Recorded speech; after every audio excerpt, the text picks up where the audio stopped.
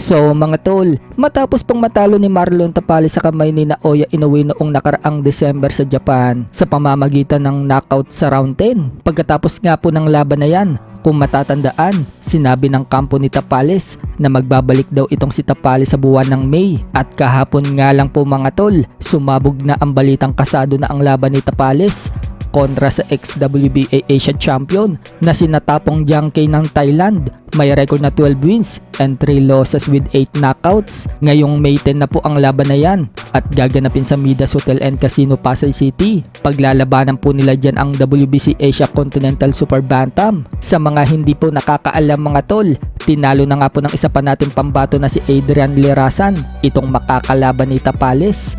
Magdadalawang taon na po ang nagdaan kung saan dinumina po ni Lirasan itong Thai fighter sa round 9. 100 nga po ang laban na yan para kay Tapales na muli siyang makabalik sa tuktok at muli siyang makakuha ng world title shot. Bukod dyan, kasama nga din po ni Tapales lalaban sa card na yan si former world title challenger Raymart Gaballo.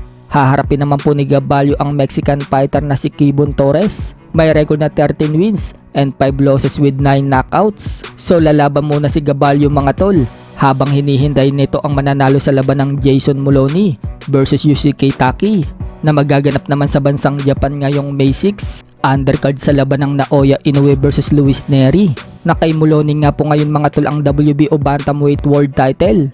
Kaya kung sino ang mananalo dyan, waiting si Gaballo. Si Jason Moloney na nga lang din po ngayon ang natitirang kampiyon sa Australia. Kaya kung matatalo si Moloney kay Japanese Yusuke Taki, ubos na ang world champion sa Australia. Sa kabilang banda naman mga tol, talagang sikat na ngayon si Isaac Pitbull Cruz sa bansang Mexico. Matapos po kasi ang impresibong pagkapanalo niya kay Rolly Romero nito lang nakalipas na linggo at isang maging ganap na world champion. Ipininta po ang muka ni Pitbull ng isang Mexican artist sa kalsada. Isang patunay lang ito mga tol na marami ngayon ang umahanga kay Pitbull. Pero sa kabila ng kaliwat kanan na papuri dito kay Pitbull, tila hindi naman po na-impress ang tatay ni Devin Haney na si Bill Haney sa magandang ipinakita ni Pitbull na laban. Aliwanag po ni Bill Haney mga tol sa Fight Hype.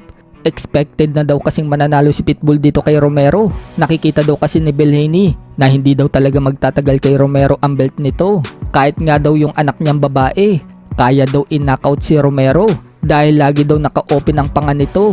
Hindi rin daw bago itong si Pitbull sa anak niyang si Devin Haney. Kaya wala daw dapat ikabahala kung sakaling si Pitbull daw ang makalaban ng anak niya.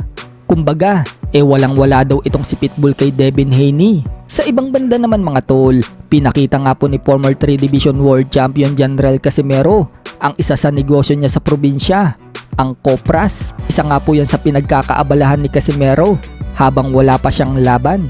Ito guys, yung yung saniyog. Paano humanap ng pira, ganito lang kadali oh. Pero kapo ito. Mahirap.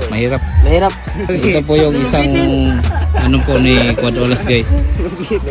Hanap buhay dito sa bundok.